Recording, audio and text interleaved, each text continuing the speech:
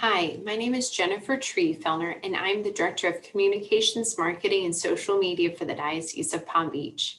It is my pleasure to present to you today a NCEA convention presentation on social media for effective communication.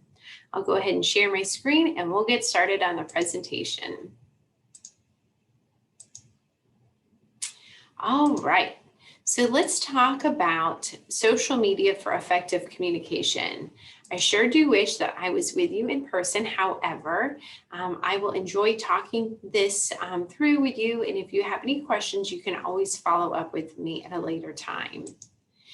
So just to tell you a little bit about myself, I have an accreditation in public relations, and I am a certified public relations counselor through the Florida Public Relations Association, and I have a crisis communication certificate through the Public Relations Society of America. I have worked for the Diocese of Palm Beach for 18 years, and I've been in this role for about 2.5. I'm a member of FPRA, the Catholic Press Association, and PRSA. Most recently, I was asked to serve on the Stetson University Disruptive Leadership Advisory Board, and I am a proud past member of the NCEA Advisory Board as well. I graduated from John Carroll High School, as did my husband. We have been married for almost 20 years. We have a little girl, Olivia Grace, who will be graduating 8th grade this year, moving on to our high school.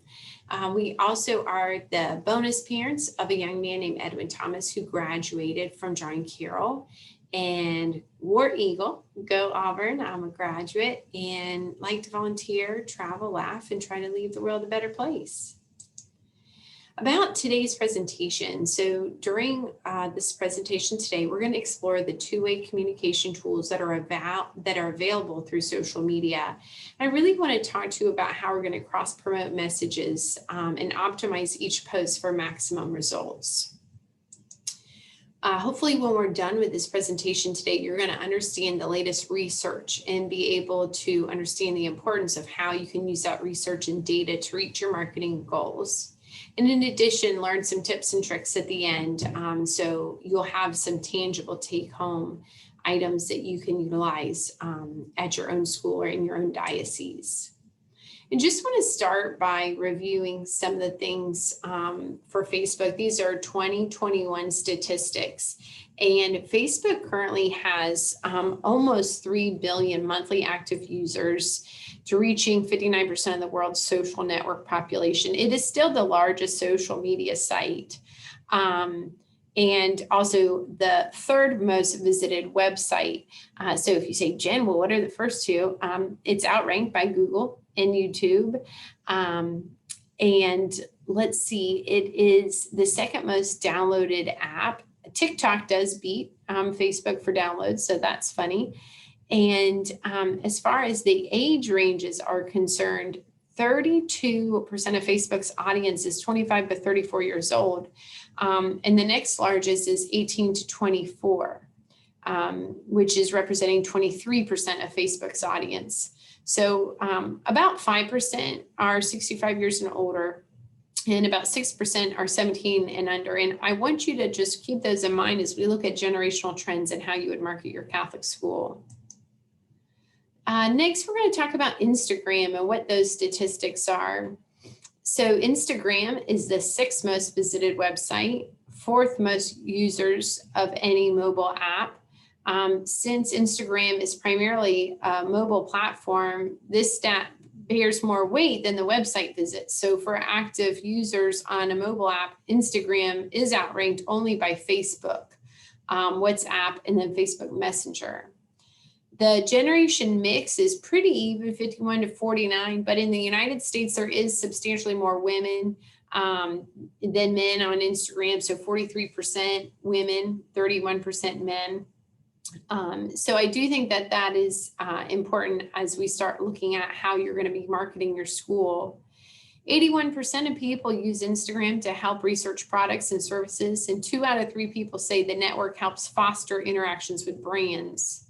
We're looking at about 200 million Instagram users that visit at least one business profile daily. And during those 30 minutes on the platform, a large portion of Instagram users are checking out business profiles. So we want to make sure that your school is one of those they're visiting. Looking at Twitter. So Twitter has an advertising audience of 353 million, and that is up 8% since the third quarter of 2020. And 8%, does equal 27 million users, which is a lot. 21% of adults in the US use Twitter. That has stayed pretty steady over the past few years, a little bit of a dip in 2019. 42% of the Twitter users have a college degree. Only 25% have no college education at all. And that's a statistic I've used in presentations previously. This is updated for 2021, but I just want you to understand that, that is a pretty high percentage of college graduates there. Let's see, talking about the ages for Twitter's audience. So we've got about 29% that are 25 to 34 years old. That's the largest segment, followed closely by 35 to 49-year-olds. Men outnumber women in all age categories, but especially those two age brackets I just mentioned. Interestingly enough, 99% of Twitter users also use at least one other social network. And Twitter users do not operate in a vacuum. So 87% of them use Facebook and 84% use Instagram. Looking at generational trends. So I got this from visualcapitalist.com. These are 2021 stats. If you look here at the screen, you're going to see Gen Z, Millennials, X, and Boomers, and those are indicated right there below. So looking at who's on YouTube, Facebook, Instagram, WhatsApp, and Twitter. So you can see that Gen Z has the highest amount on YouTube, but closely followed by Millennials. Looking at Facebook, that is going to be Millennials, and then tied very closely with Gen Z and Gen X.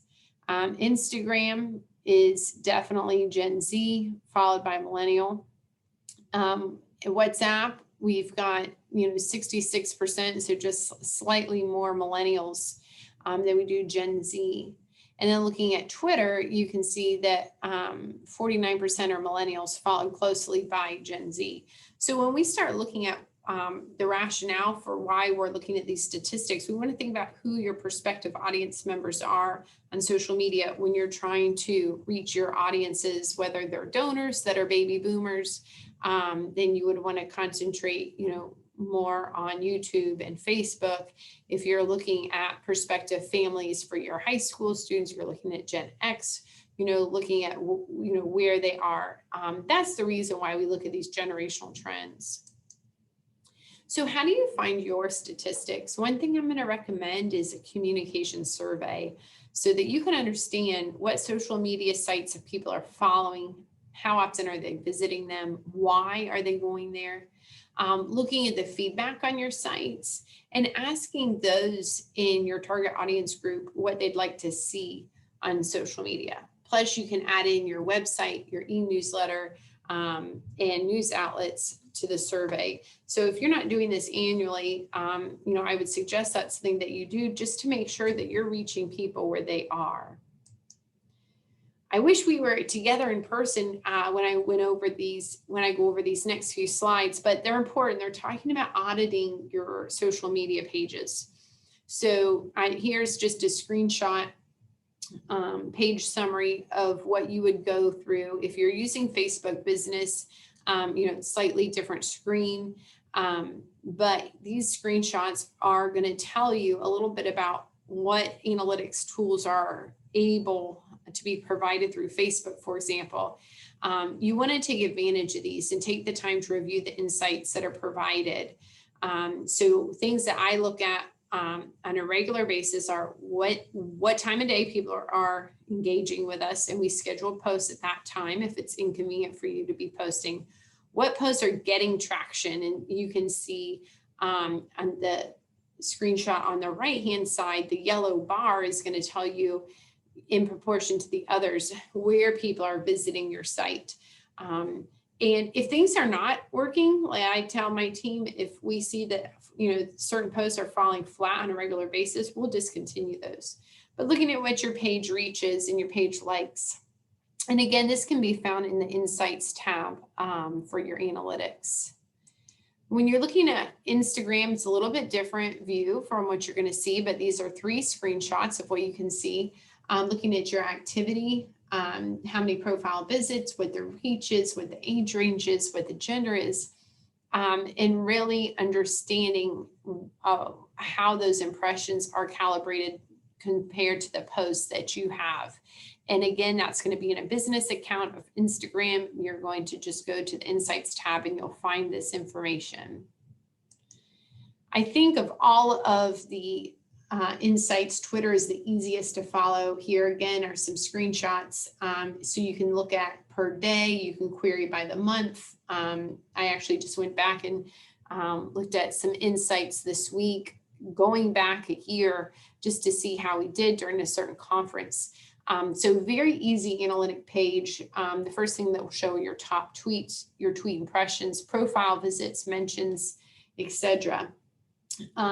So when you are in your Twitter account for your school or for your diocese, you're going to go to analytics and you're going to find this information. And here again, I like to see, why are people engaging? What posts is it that, are the most important? And sometimes I have found things like, if there's a natural disaster, we'll post that, pray for Texas because of these, this inclement weather. And that gets a ton of traction. I can put in very liturgically heavy posts, which are very beautiful. And then I'll post about it's National Cat Day, and that gets more traction than anything. So I'm, a good mix of light and heavy posts. So now you've done this research, you have this data, now what? Well, I mentioned before about scheduling posts. So if I know that at 8 p.m. Our Facebook page is the most active, then I'm going to schedule some very important posts for that time of day.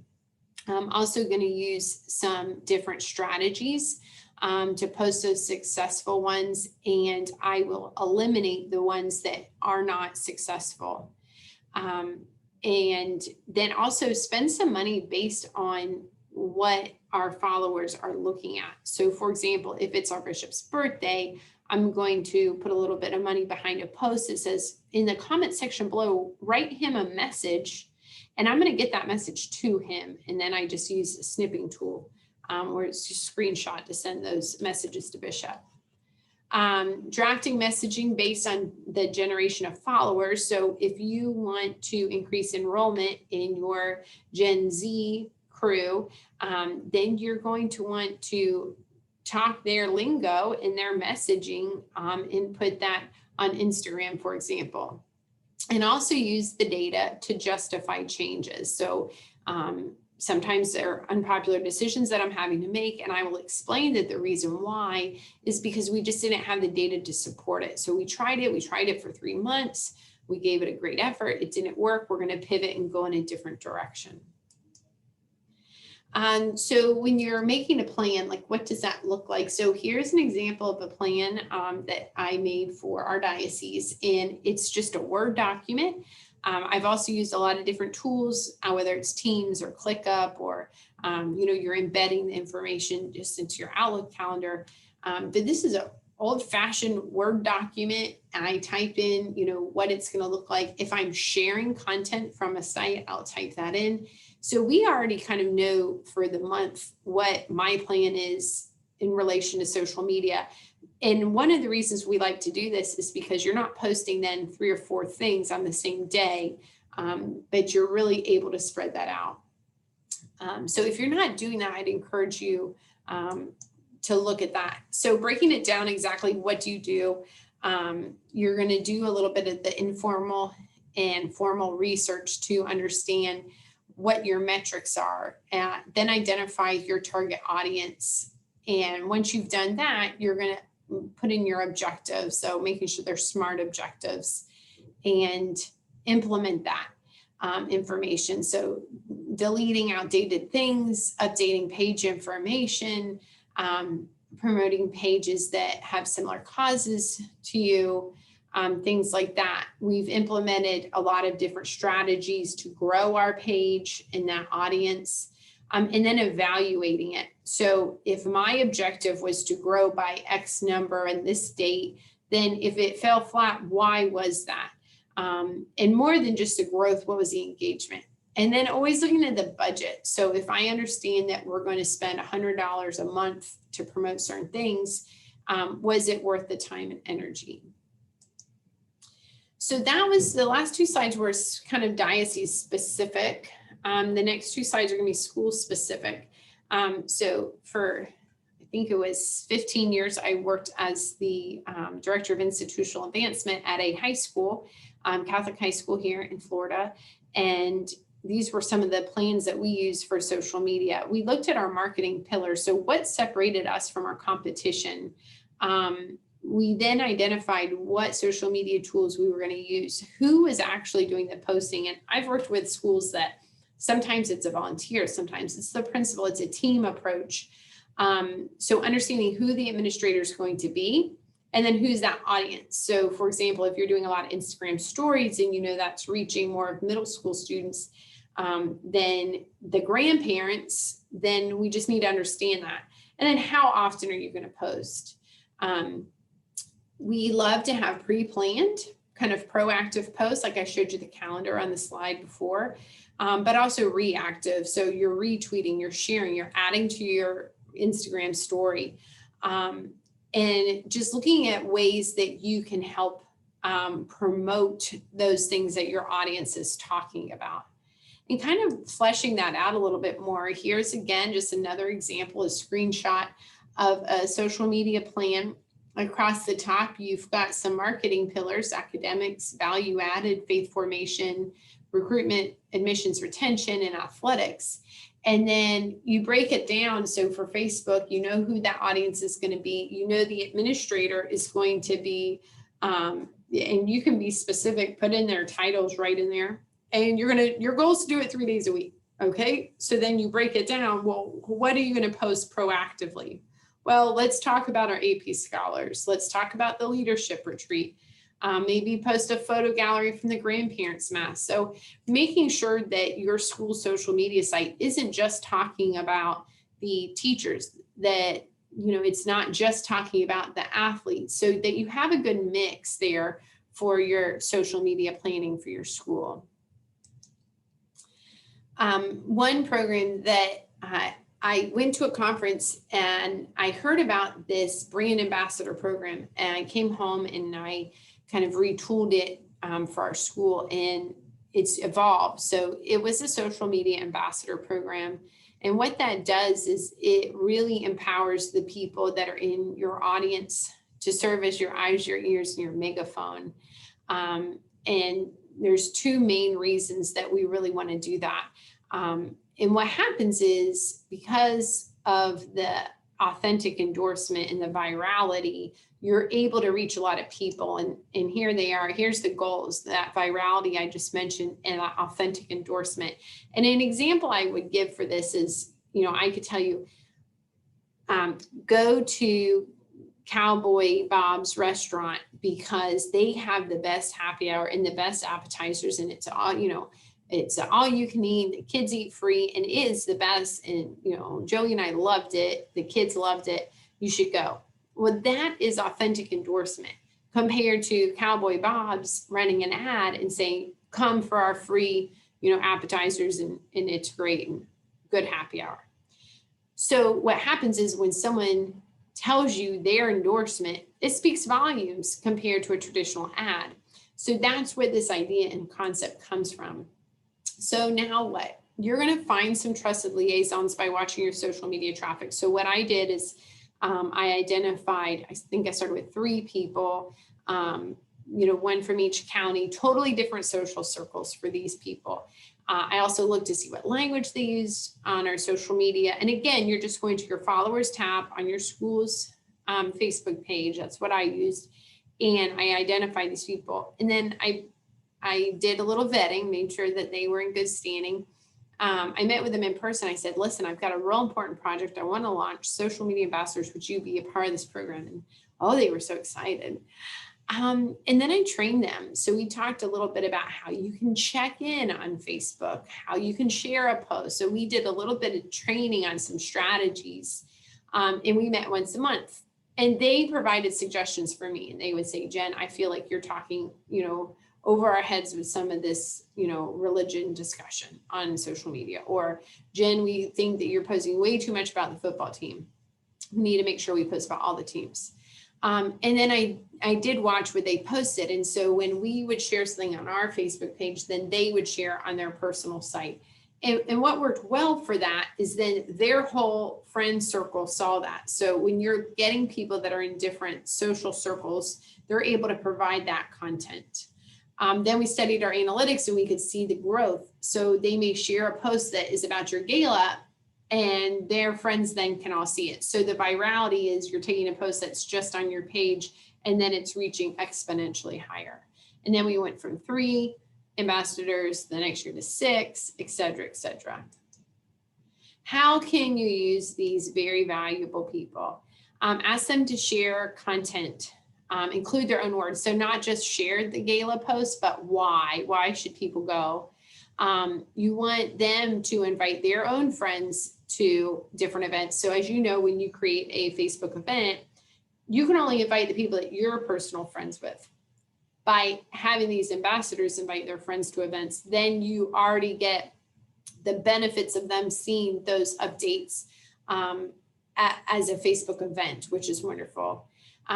They can tag their friends and posts. So if I'm doing a whole collage of grandparents' mass, because I'm not Facebook friends with all of these folks, I can't hover over their face, click them and tag them.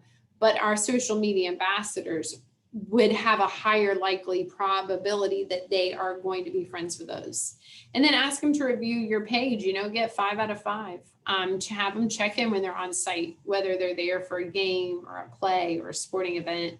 Even during COVID, they could, do a virtual check-in that they're doing a Zoom Parents Guild meeting. At the diocesan level, one thing that we've been doing is hosting monthly social media strategy meetings. You can see here on the screenshot is just, it's an example of what I would do to track the likes, what the differences are and what the percentage change is. We would meet, on a regular basis and really be able to drill down to what's working. I would teach best practices. We would talk about content. We would review analytics, talk about new technology. What video tools are you using? Oh, did you get a Vimeo account? How's that working? And then talk about where we're putting some money. So whether you're collaborating with different departments in your school, your ministries, your offices, your diocese, there are some really creative ways that you can collaborate with one another. Now to some tips and some tricks. So I just wanted to provide some tangible things that you can go home and work on. So cross-promoting your sites. And what I mean by that is if you have Facebook and Instagram, put on your Facebook page, hey, don't forget to visit Instagram today. We'll be going live with the Homecoming King and Queen. Or if you have a Twitter and an Instagram, you could put on Instagram, today we'll be tweeting about the homeroom that gets a free jeans day. And so basically you're cross-promoting, reminding people that you have a myriad of sites. You want to follow those you respect when you're trying to think about what should I post and how should I post it. Well, follow the USCCB, follow NCEA, follow some of these folks that have, really dynamic social media. It could give you an idea, and you can also share their content. And then tag entities in your post. The 2 screenshots you see here are examples of us tagging different organizations. This Lenten season, the Rice Bowl Project occurred, sponsored by @Catholic Relief Services, hashtag Diocese at Palm Beach. The students were at St. Vincent for our Catholic school. We had a Congressman, Brian Mast, who were tagging every entity that's humanly possible that goes with that post, because then, of course, they'll get that in their notification and they'll know you're talking about them.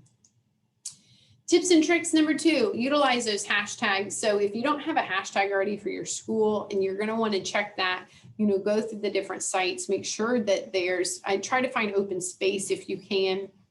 You want to have a hashtag that's unique to your school, that's easy for people to understand, because hashtags are not case sensitive. I do capitalize, like ours is Diocese of Palm Beach, all spelled out, and I'll do a capital D, capital P, capital B. So people can understand that a little bit better. But before you go with the hashtag, make sure you do query the data behind that on Facebook, Instagram, and Twitter. Review what is trending. Here's an example where this was a long time ago. This was last year, actually about a year ago, the shooting in New Zealand. And what happened was we did this post that talks about prayers for New Zealand. And that got a ton of traction. So looks like 9,000 people were reached with this post. So review what is trending, whether it's something like this, or it's Catholic Schools Week, or it's Throwback Thursday. How can you find what's trending online and become a part of that conversation and be relevant? Also engage with your followers. So you want to like comments that are made. You want to conduct call outs. So you can say, I often will put, type praying if you're praying for those in New Zealand. When people, interact with your page, go in and like each comment there. That's very important. And then say, post your back to school day picture in the comment section below. And one person that posts that picture will get a free Jeans Day this month. So really having that two-way communication by engaging with your followers. Other tips and tricks. If you're not using video, you're kind of missing out, because it's a great way to communicate, whether you're using Pick, Play, Post, or Sketch, VideoScribe, Biteable. We use our Vimeo account every day. I have a ton of these that I would recommend. Mentimeter is a fun one. Just different engaging opportunities that you have. People are reading less, paying more attention to infographics and videos. We love Canva, Catholic Link, Unsplash. Pixabay is another good one if you're looking for quality photographs. A communication handout. So in the middle of the screen, you can see a blue and white copy of how people can find different Facebook pages in our diocese. So for you to be applicable, do you have multiple Facebook pages for your school? Does your Alpha team have one? Does your sports team have one? So create a communication handout that is specific to your school. So in the middle are Facebook handles for our diocese. On the right-hand side is when I worked at John Carroll High School, how people could find everything about our school. So here's our website, here's our Facebook page, Twitter, Instagram, here's how you can get on our e-newsletter list. Here's the hashtag we use. So we really spelled it out, and that was helpful because you want to remind people where they can find information. Next would be to repurpose information. I'm all about working smarter, not harder. So the graphic you see on the right is from a column our bishop writes every Friday. Well, it's a long column. And so we'll take a nugget of that column and create this signature statement. So it's not a new statement. It's nothing in addition to what bishop's already done, but we're simply pulling that out and we're providing that content. So I would definitely encourage you to repurpose information. Create an administrator agreement. I actually worked with a school today that did not have one of those in place, and it has become a problem. The administrator agreement is where you are having someone put the username and the password to the social media site for your school. They're signing an agreement that says they're going to use best practices. They will not use any slander. They will not repurpose any photograph unless they have permission, etc. So they're signing this saying, yes, I will follow the mission of the school. This is the username and this is the password for this site. I could give a whole presentation just on that and the safety and security of your sites. Use two-factor authentication. we've had multiple problems with different entities that haven't really drilled down on that. But an administrator agreement is without a doubt one of the most important things you can have. And then monitor your sites for comments. And that's just, something we should all do. Check the messages that come in, check the comments. You have options to hide and delete. We've used those before. You can use those if necessary as well. Tips and tricks number 5, continue to think in an RPIE mindset, the research, the planning, the implementation, and the evaluation as you go through this. You want to also pay to play. So we put in, I think, $20 on this ad here for Bishop's birthday. And, it reached over 1,000 people. It had 194 comments and 69 shares for $20. So money well spent.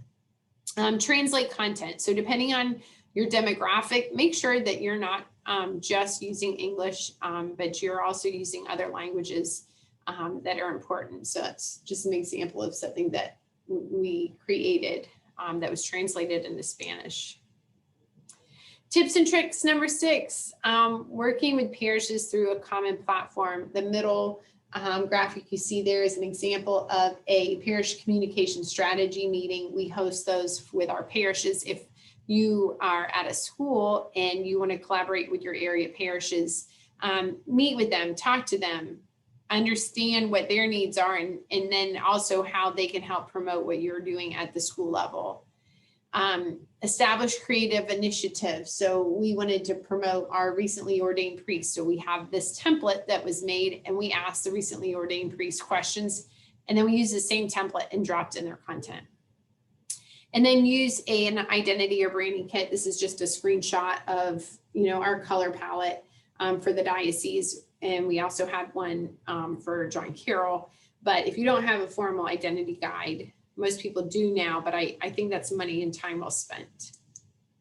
Okay, the last tips and tricks, I could go on forever, but create databases for quick reference. Again, this is working smarter, not harder. If you're a school and you want all your partner schools' Facebook handles, look them up one time, put them in Excel, do the name of the school, the handles. This is an example on the top right-hand side of your screen of a parish's formal name, their handle, and then our notes about that Facebook page, just so we're not looking them up all the time. Creating templates for yourself and others. The middle slide is a statement on a situation that we had, but I want to show you that template at the top where it just has the diocese's name, contact information. You can make one for your school so that when you do have a situation, you can drop in the text and it's good to go. And then the third is update the visuals of documents. So for our safe environments, the promise to protect, pledge to heal, just going through and making sure that the visual side of your documents are updated. I could probably go on and on with tips and tricks for all other things, but I know coming to an end. And I just want to say thank you so much for the time and attention that you dedicated to being a part of this conference. I look forward to being with you guys in person again soon. And just want to thank you so much for supporting Catholic education. I really do appreciate it. You can follow me on LinkedIn or on Twitter. And again, Jennifer Treefellner, thank you so much for listening to Social Media for Effective Communications. Have a great day, you guys.